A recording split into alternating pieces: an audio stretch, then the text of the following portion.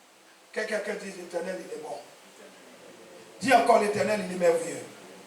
Bien-aimé, malgré les manquements de Samson, Dieu va continuer à intervenir dans sa vie et à travers sa vie. Dieu veille sur nous. Même quand nous nous égarons loin de ses voies. S'il fallait qu'il nous tue, oh bien-aimé, je ne pense pas qu'il y en ait beaucoup qui seraient encore sur la terre. Malgré le fait que nous nous égarons loin de ses voies, il veille sur nous quand même. Dans son amour, Dieu renouvelle ses promesses et sa grâce. Que quelqu'un dise Amen. Amen. Que quelqu'un dise merci Jésus. Merci Jésus. Dieu va lui accorder de nombreuses victoires. Dieu va lui donner le secours du Saint-Esprit. La Bible va dire dans Juge, toujours le chapitre 14, au verset 19. Regardez ce que la Bible dit. Alors l'Esprit de l'Éternel fondit sur lui, malgré ses manquements, malgré sa désobéissance, son manque de consécration. Il se rendit à Ascalon. Il tua 30 hommes, s'empara de leurs vêtements et donna les habits de rechange à ceux qui lui avaient révélé le sens de la devinette. Il rentra chez lui bouillant de colère. Il va tuer. Il va tuer. Par la puissance du Saint-Esprit. Il va tuer 1000 hommes avec une mâchoire d'âne. Dans Juge 15. Alléluia.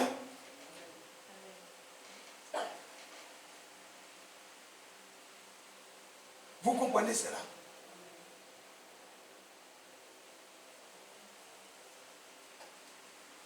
Il va faire des choses par la puissance du Saint-Esprit. Il était seul dans ses combats. Regardez-moi. Regardez-moi. J'ai dit, la consécration de Samson n'a attiré personne. Ta consécration attire qui?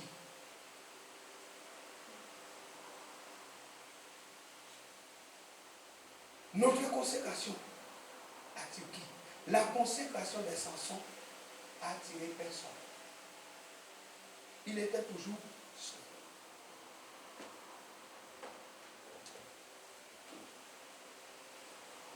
Jésus était consacré, oui ou non? Sa consécration a attiré des gens, oui ou non?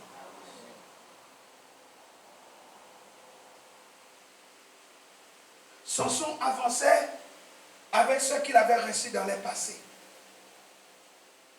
Samson ne renouvelle pas sa consécration. Samson s'appuyait sur ses propres forces. Il ne renouvelait rien du tout. Qui nous attirons par notre consécration aujourd'hui? Et pourtant la Bible dit, il fut juge en Israël pendant 20 ans. Il a été juge pendant 20 ans. Hébreu 11 parle de lui. Hébreu 11 rend témoignage.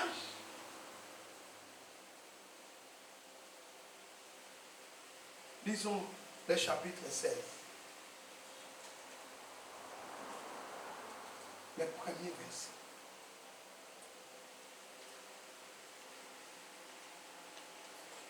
Il va se rendre à Gaza. Et là, il vit une prostituée. Et qu'est-ce qu'il fait? Il rentre chez elle.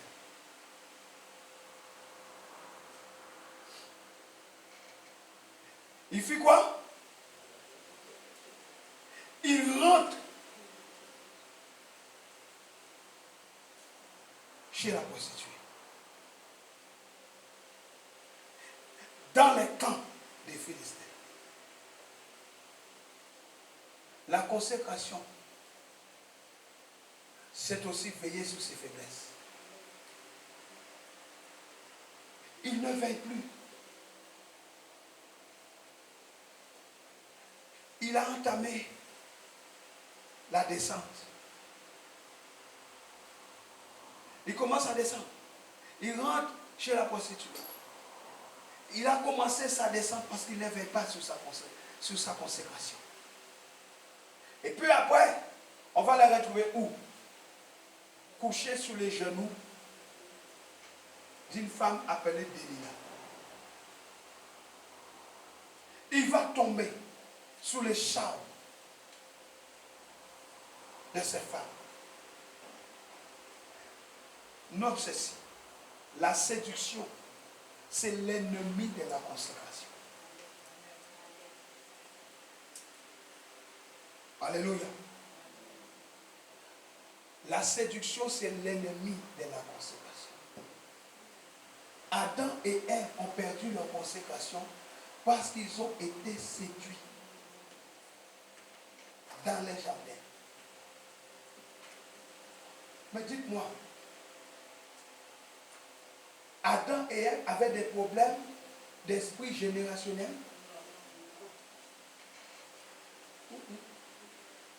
On ne pouvait pas dire que son père avait des démons, sa mère avait des démons. Et pourtant, ils ont perdu leur consécration. Où? Dans les jardins. Parce qu'ils ont été séduits. La séduction, mes amis. Faites attention à la séduction dans ces temps de la fin. C'est l'ennemi de notre consécration. Cette femme va lui dire au verset 15 jusqu'à 16, comment peux-tu dire je t'aime puisque ton cœur n'est pas avec toi? Elle n'a pas dit ta tête, elle n'a pas dit tes pieds, elle n'a pas dit ta force, elle n'a pas dit tes pensées, elle a dit ton cœur. Est-ce que nous sommes ensemble?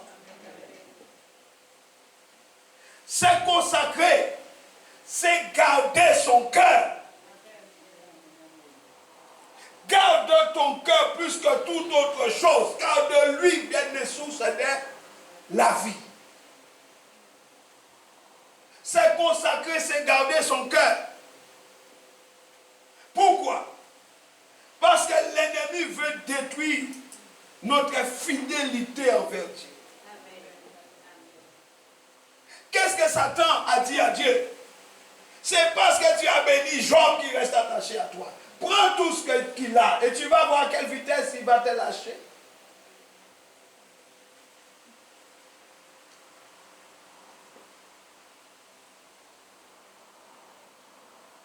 Qu'est-ce que Samson va faire? Verset 17 jusqu'à 16. Il va ouvrir tout son cœur. Et en ouvrant son cœur, qu'est-ce qu'il fait? Il avoue sa consécration. Est-ce que nous sommes ensemble? Est-ce que nous sommes ensemble? Lorsqu'il ouvre son cœur, il ouvre aussi sa consécration. Il avoue sa consécration. Ta consécration doit rester entre Dieu et toi.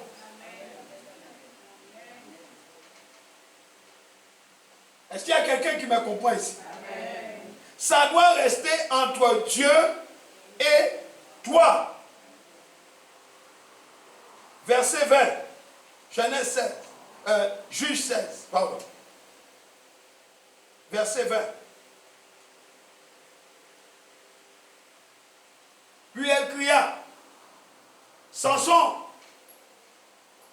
les Philistins t'attaquent. Il se réveille de son sommeil et s'est dit quoi? Je m'en tirerai comme les autres fois et je me dégagerai. Regardez la suite du verset. Qu'est-ce qui est écrit? Il ne savait pas que quoi? Que l'Éternel s'était détourné de lui. L'Éternel s'était déjà retiré, mais lui, il n'était pas au courant. La perte de la consécration n'est pas toujours visible. Malheureusement, c'est quand il est trop tard qu'on s'en rend le plus souvent compte. il ne s'est même pas rendu compte que la consécration l'avait quitté. À ce moment-là, il était exposé. Sans consécration, bien-aimés, nous sommes exposés. Il n'y a pas d'appel. Les manques de consécration nous exposent. Voilà pourquoi tu dois mener une vie de consécration. Parce qu'en venant à Jésus, il commence par te consacrer. Parce que la consécration a été programmée. Ceux qu'il a appelés, il les a choisis. Il les a aussi sanctifiés, purifiés, glorifiés. Donc tu n'es pas venu par un heureux hasard à Jésus. Mais à partir du moment que tu as été consacré, sache que tu dois veiller à ta consécration. Sache que la solidité de ta consécration sera testée par les épreuves de la vie. Voilà pourquoi Dieu permet que des situations difficiles viennent secouer la structure. Il permet que les épreuves arrivent, les difficultés arrivent pour tester la solidité, pour tester ta consécration. Shadrach, Meshach, Abednego ont dit non, on ne va pas s'agenouiller. Nous préférons encore, s'il le faut, mourir. Mais nous n'allons pas nous agenouiller. Mais combien se sont agenouillés pour garder leur vie? Les apôtres qui étaient avec Jésus, certains ont subi des martyrs. Nous savons comment on a coupé la tête de Jean-Baptiste. Nous savons comment Pierre a refusé qu'on le clou sous la croix comme Jésus, il a été cloué tête en bas.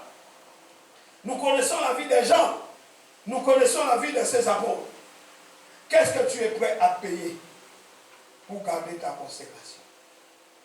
Les enfants de Dieu abandonnent facilement. Jésus a dit, quand je reviendrai, trouverai-je la foi sur cette terre? Quand il y a un souci, un problème, on abandonne l'évangile, on disparaît. Quand il y a un souci avec quelqu'un dans l'église, on dit à moi, je ne vais pas dans cette église, je ne vais pas dans cette église. On commence à mépriser l'œuvre de Dieu. Et on disparaît. Bien-aimé, ne parlez jamais en mal de ce que toi, tu n'as pas créé. Alléluia. Alléluia. Les Philistins vont le saisir parce que la consécration avait disparu. Et la première chose qu'ils vont faire, ils vont crever ses yeux. J'ai dit, il y a un commandement. Après, il y a la vision. Après la vision, il y a quoi? Les promesses. Après les promesses, il y a l'appel à la sanctification. Ils vont lui crever les yeux. Symbole de la vision. Tu as perdu la vision. Un peuple sans vision, un peuple sans révélation est un peuple sans frein. L'ennemi commence par lui enlever les freins. À partir du moment que tu n'as plus de foi, c'est la décadence morale, la décadence spirituelle, la décadence émotionnelle, la décadence spirituelle, la décadence dans tous les sens du terme. Alléluia. Il va l'emmener. L'ennemi l'emmène à Gaza. Pourquoi tu vas lier quelqu'un qui est aveugle? Ils vont lier Samson avec des chaînes d'airain, mes amis. Et Samson tournait la meule dans la prison pour faire moudre les grains de l'ennemi. Il y a beaucoup de chrétiens qui sont en train de moudre les grains de l'ennemi. Alléluia. Par les attitudes, les comportements, les paroles. La Bible dit, l'œil est la lampe du corps. Si ton œil est en bon état, tout ton corps sera éclairé. Samson avait perdu la vue. Mais si ton œil est en mauvais état, tout ton corps sera dans les ténèbres. En crevant ses yeux, les Philistins l'ont plongé où? L'ont plongé dans les ténèbres. Matthieu 6, 22 qui le dit. Job 31, verset 1 dit, j'avais fait un pacte avec mes yeux et je n'aurais pas arrêté mes regards sur une vierge.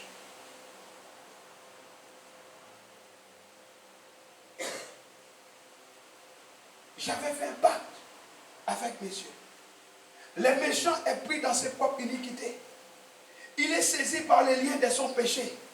Il mourra faute d'instruction. Il chancellera par l'excès de sa folie, nous dit Proverbe.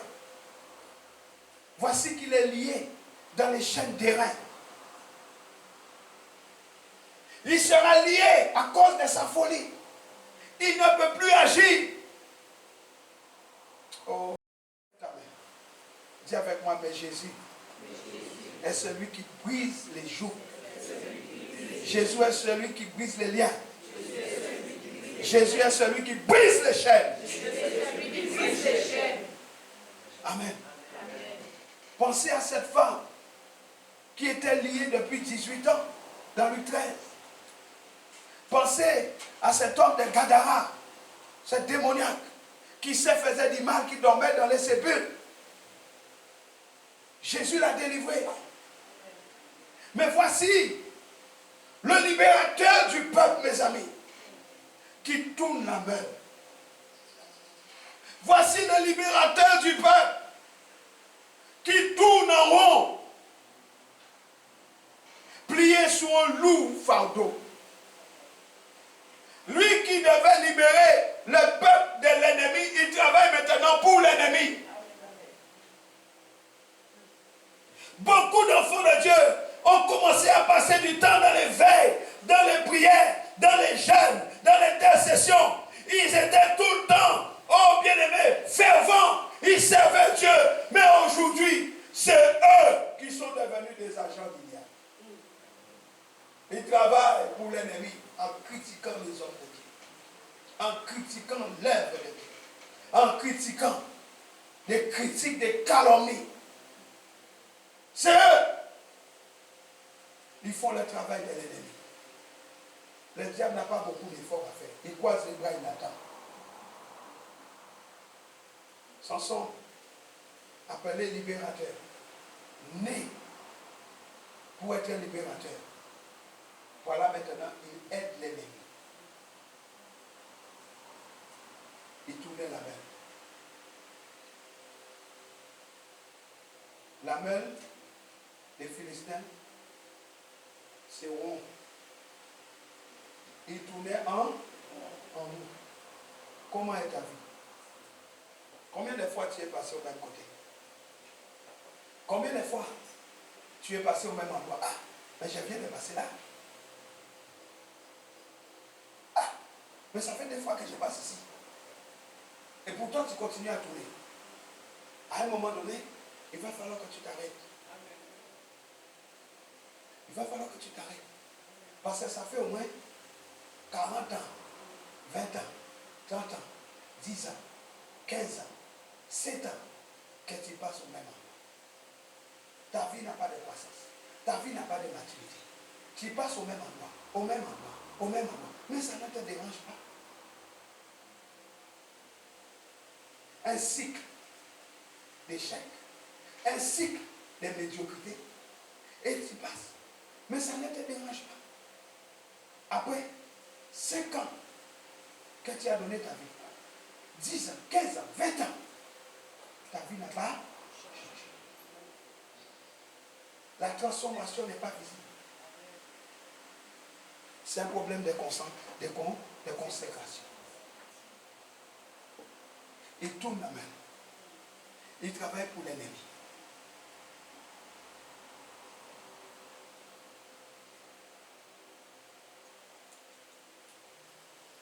Job 36, verset 5. Écoutons Job. Job dit, Dieu est puissant, mais il ne rejette personne. Il est puissant par la force de son intelligence. Il ne laisse pas vivre les méchants et il fait droit aux malheureux. Il ne détourne pas les yeux de dessus les justes. Il est placé sur le trône avec les rois. il les y fait asseoir pour toujours afin qu'ils soient élevés. Viennent-ils à tomber dans les chaînes? Sont-ils pris dans les liens de l'adversité? Il leur dénonce leurs œuvres, leurs transgressions, leur orgueil. Il les avertit pour leur instruction. Il les exhorte à se détourner de l'iniquité. S'ils écoutent et se soumettent, ils achèvent leurs jours dans le bonheur, leurs années dans la joie. S'ils n'écoutent pas, ils périssent par le glaive. Ils expirent dans leur aveuglement. Bien-aimés dans le Seigneur,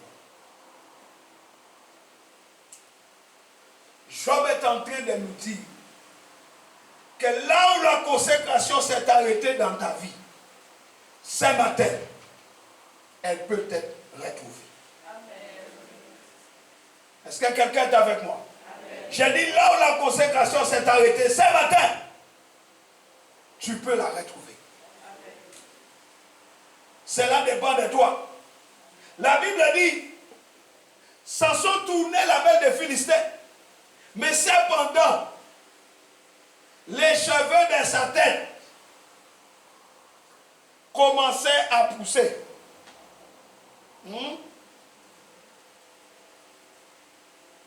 La consécration était où? Ses cheveux ne devaient pas être coupés. L'ennemi avait rasé sa tête et il avait perdu la force. Mais la Bible dit au verset 22, juge 16, ses cheveux commencent à repousser. Dis à ton voisin, mes cheveux sont en train de repousser. Dis-lui, ne regardez pas ma tête comme ça. Dis-lui, mes cheveux sont en train de repousser. Dis-lui, je parle spirituellement. Dis-lui, ce matin, mes cheveux repoussent. Je parle de ta consécration qui commence à se renouveler au moment où je parle. Alléluia. Alléluia. Bien-aimé dans le Seigneur, depuis qu'il avait été rasé, les cheveux commencent à repousser. Pourquoi? Parce que son attitude a changé. Samson était dans la prison. Il a commencé par rentrer dans l'abaissement, les regrets, l'humilité, la repentance. Et par cette attitude-là, il a rétabli le contact avec Dieu. Il rétablit sa relation avec Dieu par l'humilité, la repentance. Le problème, c'est que lorsque la consécration a diminué dans nos vies, au lieu de revenir à Dieu, nous sommes entêtés, orgueilleux, hypocrites. On fait semblant. On peut venir devant Dieu, lever les mains, chanter, mais on est hypocrite. Alors que ce que Dieu attend, c'est qu'on s'humilie devant lui. Qu'on s'humilie sous sa main puissante. Pour que simplement il relâche la consécration. C'est tout ce qu'il demande. Qu'on renoue les contacts avec lui. Qu'on reprend les contacts avec lui. Samson, dès l'instant qu'il a commencé à changer d'attitude, il a établi la connexion avec le ciel. J'ai dit à quelqu'un, tu peux retrouver ta consécration avec Dieu en te reconnectant au Saint-Esprit. Peu importe ce que tu as fait, si tu reviens à lui ce matin, tu seras reconnecté. Et dans le temple des Dagon, parce que lorsque tu perds ta consécration, l'ennemi rit. L'ennemi, il rit des œuvres de Dieu. Il se moque. Dagon, le Philistin, avait fait de Samson un objet de distraction. Il amusait la galerie. Et dans le temple de Dagon, quand les cheveux sont repoussés, quand le contact a été rétabli avec Dieu, 3000 personnes sont mortes ces jours-là, avec tous les princes des Philistins. La Bible dit, au verset 28, Juge 16. Alors Samson invoqua l'Éternel et dit, Seigneur éternel, souviens-toi de moi. Je te prie, ô Dieu. Donne-moi de la force seulement cette fois. Qui donne la force? Quand il dit souviens-toi de moi, il vient de souviens-toi de ce que tu as dit sur moi. Tu as dit quand je reviendrai, tu me restaureras. Maintenant je suis revenu. Reconsacre-moi. Seulement une fois. Seulement cette fois. Fais-le. Dieu dit ok. Il regarde le cœur. Il voit qu'il est revenu. Samson a fait ces jours-là ce qu'il n'a jamais fait dans son ministère. 3000 en un instant. Il dit donne-moi la force seulement cette fois. Donc nous voyons que à la consécration est liée la puissance. Amen. La puissance de Samson était dans la consécration. Ta puissance est dans la consécration à Dieu. Amen. Est-ce que quelqu'un me comprend? Tu veux marcher devant Dieu dans la puissance? Marche dans la consécration. Élie était consacré. Élisée était consacré. L'apôtre Paul a dit, je considère comme de la boue tout ce que j'ai eu avant, afin de gagner Christ et Christ seul. Alléluia. C'était le meilleur élève de Gamaliel. Mais il a tout jeté. Amen. Et Dieu lui dit, Jésus lui dit, je te ferai voir ce que tu dois souffrir pour moi. Pour devenir un instrument. Tu ne peux pas être un instrument de Dieu sans consécration. Amen. Amen. C'est pourquoi, moi je regarde les gens faire leur cinéma et je les laisse faire le cinéma. Dis avec moi, la puissance de Dieu est dans la consécration. Dis-le encore, la puissance de Dieu est dans la consécration. Alléluia. Amen. Alléluia. Amen. Quand Dieu lui a octroyé cette force, mes amis, les temples s'est effondré. Les temples de Dagon. Il a pulvérisé les temples. Il a tué 3000 Philistins avec leurs princes. Et c'est sa plus grande victoire. Écoutez-moi, peuple de Dieu. Il y a toujours une conséquence à la perte de la consécration. Vous entendez? La perte de la consécration a des lourdes conséquences. Pose la question à David et Bathsheba. Ils ont perdu l'enfant. Parce que David, ce jour-là, a perdu sa consécration. Et Nathan, le prophète, vient et lui dit, tu sais pourquoi? Parce que tu as tué Uri. Et tu as pris sa femme. Donc les bébés, ce n'est pas la peine de gêner. Dieu les prend. Alléluia.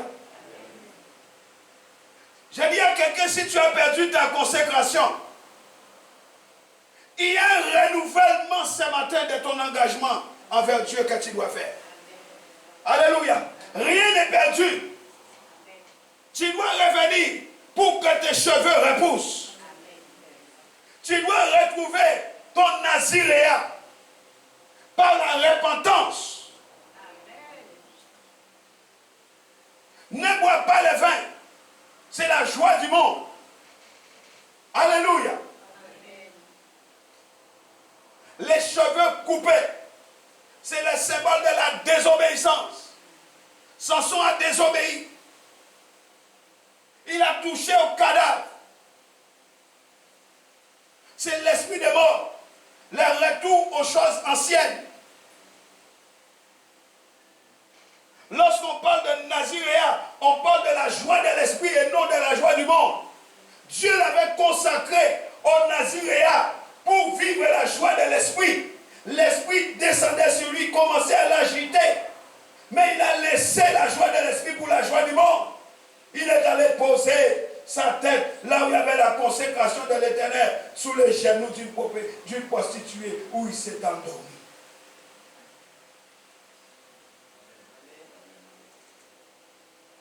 Il s'est endormi.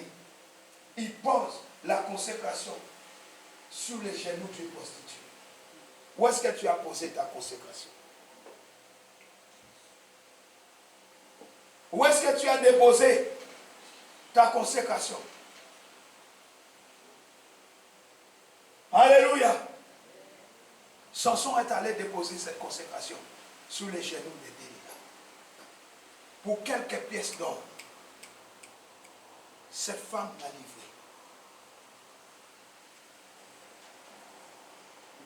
Cette femme, c'était un agent du diable. De même que Samson avait une mission, cette femme avait sa mission. Mais elle a dit à Samson, si tu m'aimes, ouvre-moi ton cœur. Mais en réalité, elle s'en foutait. Parce que dès l'instant qu'elle a livré Samson, on lui a payé, on lui a donné son salaire. Elle a tendu la main, donne-moi mon argent.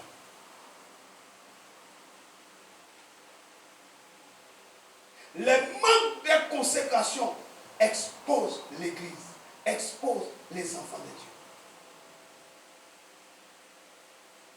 Dieu. Il y a une puissance dans la consécration.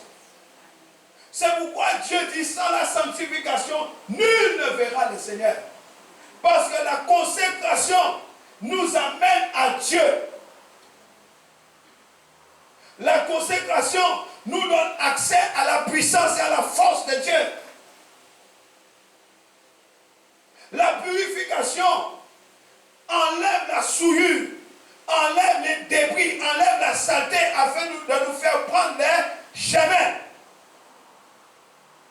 Alléluia. La sanctification nous conduit à Dieu. Mais la consécration ouvre l'accès à sa puissance. Est-ce que nous sommes ensemble? Samson, parce qu'il avait été consacré, il avait la puissance pour accomplir sa mission. Sans la consécration, tu seras vide.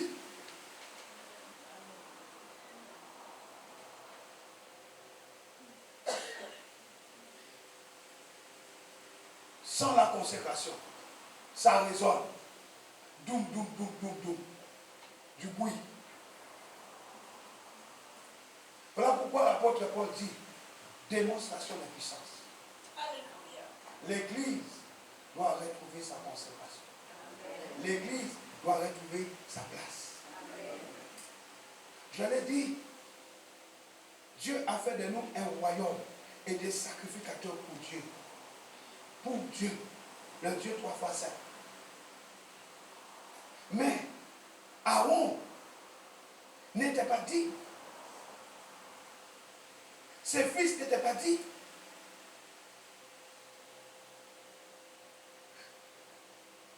Dieu dit à Moïse, consacre Aaron et ses fils. Consacre-les. Parce que s'ils ne sont pas consacrés, ils ne peuvent pas me servir. Dieu dit à Moïse, Moïse, enlève les sandales. Car si tu n'enlèves pas les sandales, tu ne peux rien faire pour nous. Parce que là où tu es là, c'est un lieu. La consécration travaille avec la sainteté. Amen. Ôte les sandales, Moïse, car le lieu dans lequel tu te trouves, c'est un lieu saint. Et Dieu a même cherché à le tuer à cause de son fils. Il n'avait pas coupé le prépuce. Frères et sœurs, la consécration. Nous aimons, nous répétons, Luc 10, verset 19. J'ai le pouvoir de marcher sur les serpents, sur les scorpions, sur toute la puissance de l'ennemi. Mais ta consécration est zéro. Les pouvoirs, tu ne peux pas l'appliquer. La parole reste toujours la même. Sauf que toi, tu n'as pas le pouvoir. Parce que le pouvoir, c'est comme appuyer sur un bouton pour l'interrupteur. Si tu n'as pas payé l'électricité, le bouton restera toujours chez toi, sauf qu'il n'y aura pas de courant. Quelqu'un m'entend? Est-ce qu'on enlève l'interrupteur chez toi? Non. Le bouton est toujours là. Mais vide. Tu peux appuyer, il n'y aura rien. Pourquoi? Le courant n'arrive pas. Eh bien, c'est la même chose. Tu peux proclamer, j'ai le pouvoir de marcher sur les serpents et les scorpions, sur toute la puissance de l'ennemi. Et rien ne peut me nuire. Tout va te nuire.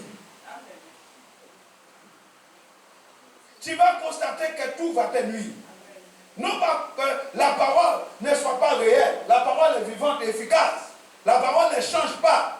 Ésaïe 55, 11, je suis derrière ma parole. Jérémie dit, je veille sur ma parole pour exécuter. Mais c'est ta consécration qui active les processus. La consécration est un activateur, un catalyseur de puissance.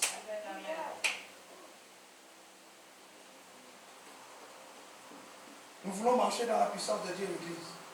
Tu veux prier avec efficacité, concentration, consécration. Tu veux intercéder avec force et puissance, consécration. Tu veux louer Dieu, adorer Dieu avec force et puissance, consécration. La consécration ouvre l'accès à la présence. Donne-moi la force. Une dernière fois. Une dernière fois, donne-moi la force. Donne-moi. C'est-à-dire, reconsacre-moi. Une dernière fois. Ramène, renouvelle ma consécration que j'ai perdue à cause de mes bêtises. Redonne-moi cette consécration, Seigneur. Il a accompli sa mission dans la mort. Parce que Dieu est miséricordieux. Chacun d'entre nous, nous avons une mission. Parce que à la consécration s'attache une mission. Tu dois connaître ton mandat. Tu ne dois pas être jaloux des mandats de ton voisin. Tu ne dois pas être jaloux du mandat de ton frère, de ta soeur. Mais tu dois connaître ce qui est attaché à ta consécration. Qu'est-ce qui est attaché à ta consécration? Les gens viennent à l'église, s'asseyent sur les chaises, crient Alléluia, gloire à Dieu et rentrent à la maison. Dieu t'a appelé à ça. Le Seigneur t'a appelé à simplement t'asseoir sur une chaise, à crier Alléluia, Amen, gloire à Dieu et rentrer chez toi. Non. Il y a un appel. Tu as une vocation céleste. Dis j'ai une vocation. Dis j'ai une vocation. La consécration renferme les mandats pour lesquels tu es sur terre. C'est pourquoi il dit, sans la sanctification, nul ne verra le Seigneur. La consécration trouve la puissance. Josué n'est pas allé combattre comme ça. Il est d'abord allé sur la montagne. Il a d'abord fait quoi? Sanctifier la terre à Gilgal. Ils ont coupé les prépuces. En face de l'ennemi, ils ont fait ça. Et vous savez très bien que lorsqu'on coupe les prépuces, à ce moment-là, on est faible. Mais l'ennemi était où? L'ennemi était juste en face. L'ennemi regardait sur les remparts. Il voyait tout le peuple d'Israël couché en train de gémir, les prépuces coupées. Si l'ennemi avait attaqué, Israël aurait pu faire quoi? Rien. La consécration préserve. Tant que tu marches dans la préservation, dans la consécration, l'ennemi ne pourra jamais rien contre. La consécration, c'est comme un rempart. C'est comme une muraille de sécurité. L'ennemi ne pourra jamais rien. Dites-moi, qu'est-ce qui empêchait à l'ennemi de les attaquer au moment où il coupait les prépuces? Tous les hommes ont coupé les prépuces. Et vous savez que c'est parce que les hommes de Sichem, leurs prépuces avaient été coupées, que Lévi et ses frères ont tué tous les mâles. Donc on est faible à ce moment. Mais la consécration préserve. Dieu a posté ses gardes, qu'il est protégé. Une consécration programmée, commandée. Mais la Bible nous demande de nous consacrer. Moïse consacre Aaron. Aaron et ses fils devaient se consacrer pour le service. Tu veux servir Dieu. Est-ce que tu te consacres pour le service? La consécration programmée, c'est Dieu qui l'a fait. Il t'a appelé. C'est pas toi. Il t'a appelé. Mais en dehors, comment tu vis ta consécration? Est-ce que tu as grandi dans ta consécration? Comment tu veilles sur ta consécration? Alléluia. Samson a prié pour la première fois de sa vie. Il s'est humilié parce qu'il s'est rendu compte que ce n'était pas lui, qu'il a méprisé ces bijoux que Dieu lui avait donnés. Il ne méritait pas cela. Notez ceci. La consécration parle de notre dignité. La dignité. Pour que Samson serve Dieu, il fallait qu'il soit consacré. Pour que Aaron serve Dieu, il fallait qu'il soit consacré. La dignité. Mais si on prend Aaron, il n'était pas digne. Mais la consécration l'a rendu digne d'être souverain sacrificateur.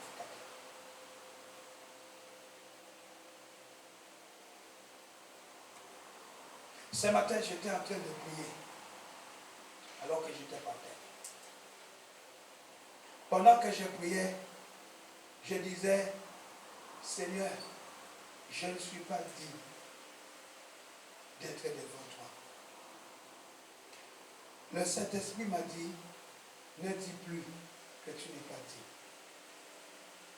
Parce que le sang a coulé et t'a rendu digne. Chaque fois que nous disons, je ne suis pas digne, c'est quelque part mépriser ce que Jésus a fait. Tu peux penser avoir de la bonne volonté en étant humble, mais quelque part, c'est de la fausse humilité. Parce que le sang qui a coulé à la croix t'a rendu digne. Parce qu'aujourd'hui, tu n'es plus l'ancien.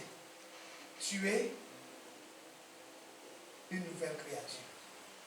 Et quand tu dis, Seigneur, je ne suis pas digne, ça veut dire que tu amènes la vie égoïste devant Dieu. Ça veut dire que tu amènes la vie ancienne devant Dieu.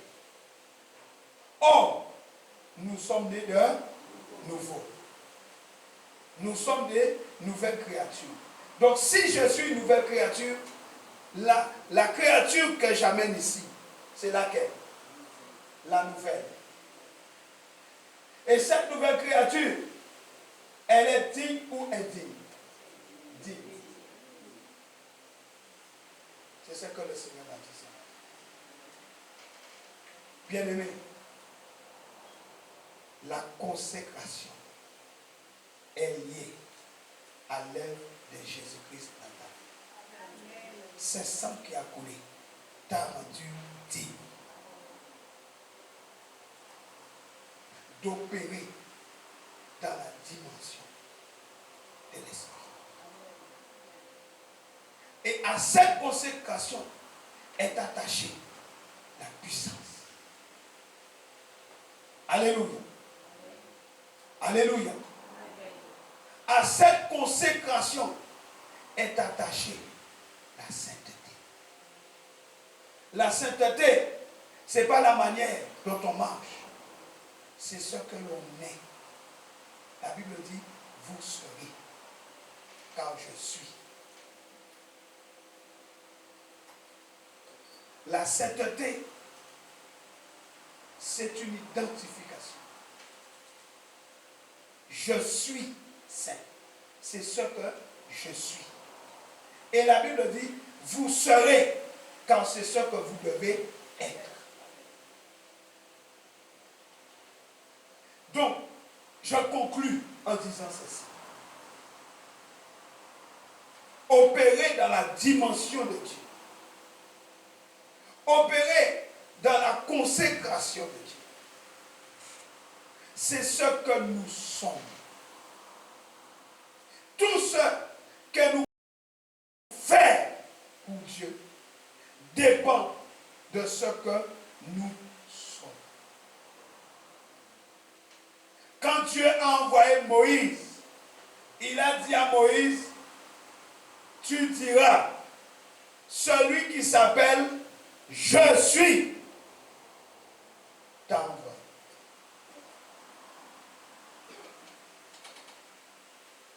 Et vous serez saints, car je suis. Donc vous devez devenir. Parce que pour me servir, vous devez avoir la même nature que moi. Pour me servir, vous devez me ressembler. Parce que les souverains sacrificateurs Aaron, consacré par l'huile d'onction, devait être à l'image de l'endroit dans lequel il s'est trouvé.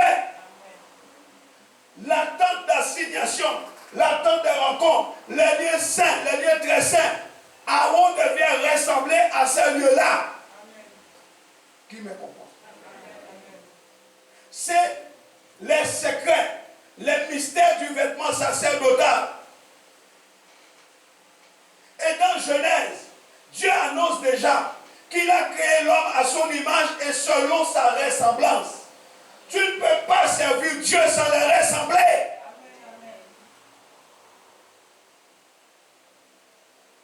Aaron, en tant que souverain sacrificateur, devait ressembler à Dieu. S'il ne ressemblait pas à Dieu, il mourrait.